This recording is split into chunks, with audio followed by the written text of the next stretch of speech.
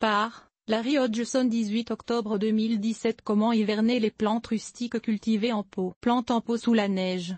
Survivront-elles au froid? Source, Chris Alex 37, Wikimedia Commons. De plus en plus de jardiniers cultivent des plantes en contenants, pots, bacs, balconnières, etc. Cela permet notamment la culture de plantes aux endroits où il n'y a pas de possibilité de creuser un trou de plantation, comme sur une terrasse, un balcon ou un toit. Souvent, les plantes ainsi cultivées sont des annuelles ou des plantes traitées comme annuelles, tomates, poivrons, bégonias, pétunias, œillets d'Inde, etc.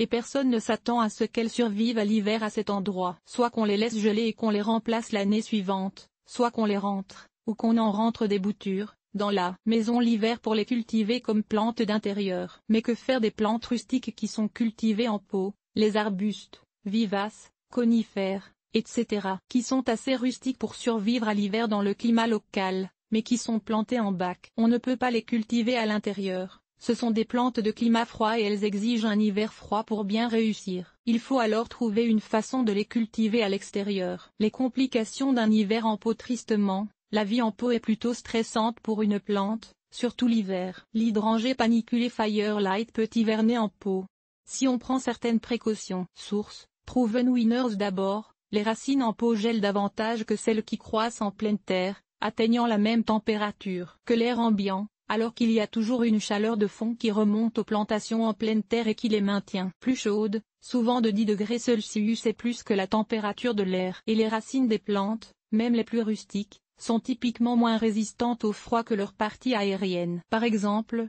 les branches, bourgeons et aiguilles de certaines épinettes, Epicéa, peuvent tolérer moins 50 degrés Celsius alors que leurs racines peuvent mourir à moins 20 degrés Celsius. C'est un écart de 30 degrés Celsius.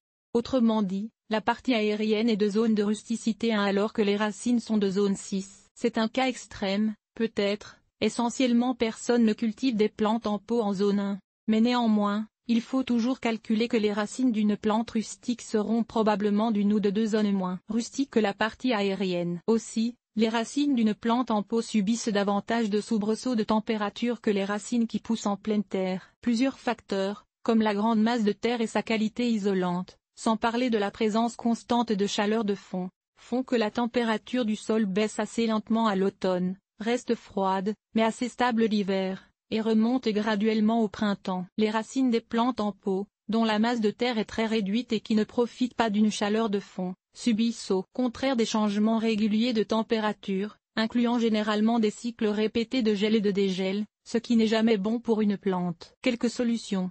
Il existe néanmoins plusieurs méthodes qui permettent d'hiverner les plantes rustiques en pot avec succès. En voici quelques-unes. Choisissez un grand pot. Plus le pot est grand, plus la masse de terre qu'il contient est grande et moins la plante qui y pousse subira des sauts de température. Isolez le pot avant de planter. À la plantation, probablement au printemps précédent, prévoyez l'hiver à venir et recouvrez l'intérieur du pot d'un isolant quelconque, un qui résiste à l'humidité, comme une mousse de polystyrène résistante à l'eau. Certains pots ont un isolant incorporé. Par contre, cette isolation ne protège pas tant contre le froid que contre les sauts de température. Les conifères très rustiques, comme le pin mugo, zone 2, font d'excellents choix pour la culture en pot en plein air. Source, Ashwood Nursery.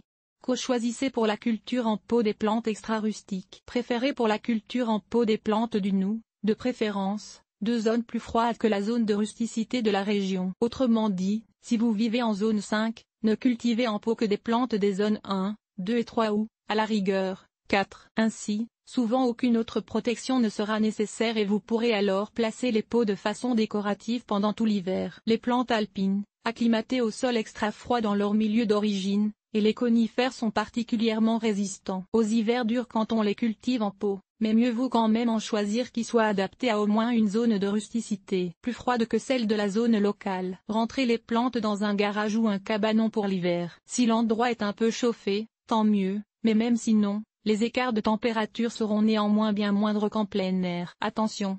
Il faut quand même les arroser à l'occasion. Planter la motte de racines en pleine terre aidera énormément à protéger la plante contre le froid. Sortez la plante de son pot et plantez-la en pleine terre à l'automne. Ajoutez une bonne couche de paillis, toujours utile pour protéger les racines fraîchement dérangées contre les sauts de température, et vos plantes seront beaucoup plus capables de tolérer le froid hivernal. Au printemps, Vous les rempoterez. Plantez la plante dans le sol avec son pot. Le résultat sera le même que le point 5, sauf que vous aurez à nettoyer le pot au printemps plutôt que de rempoter la plante. Enlevez la soucoupe.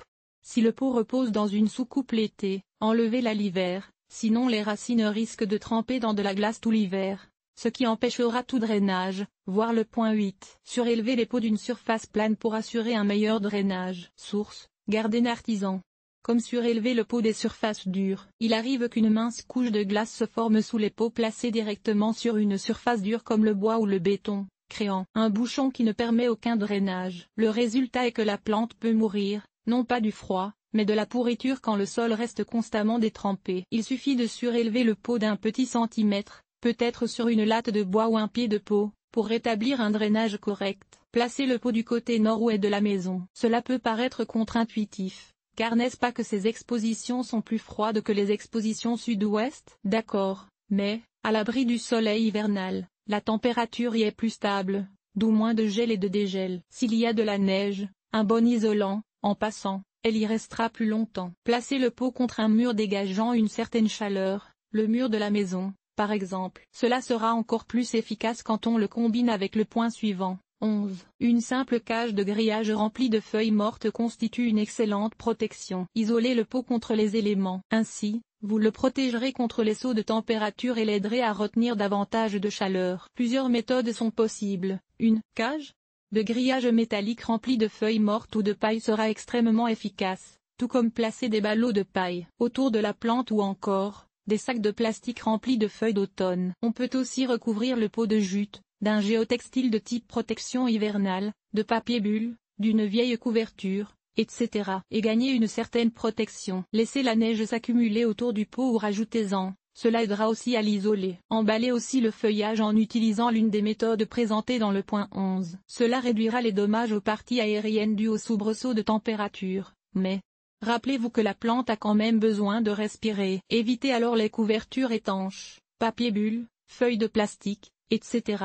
Pour ce type de protection, regroupez plusieurs pots les uns contre les autres. Cela réduit la circulation d'air froid et facilite l'emballage. Points 11 et 12, car alors on peut les recouvrir collectivement. Placez les plantes les plus rustiques en bordure et les moins rustiques au centre pour encore plus de protection. Le bon pot.